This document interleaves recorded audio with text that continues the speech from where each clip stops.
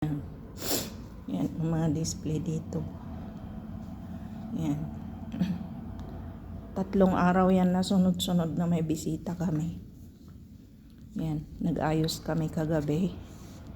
Yan. Hindi lang 50 na tao ang darating dito. Yan guys. Ito, ganito yung display ng bahay namin. Ito yung pinakamalaking sala dito na nililinis ko. Yan.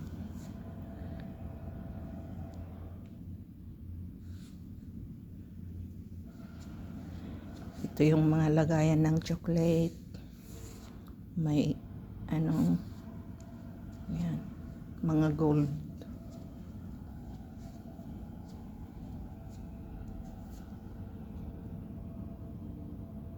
Yan, mga upuan. Lamesa.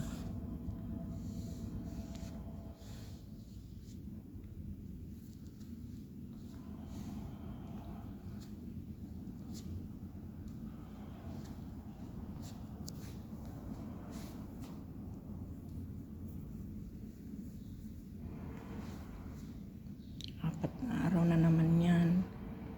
Nadire-diretso ang bisita namin.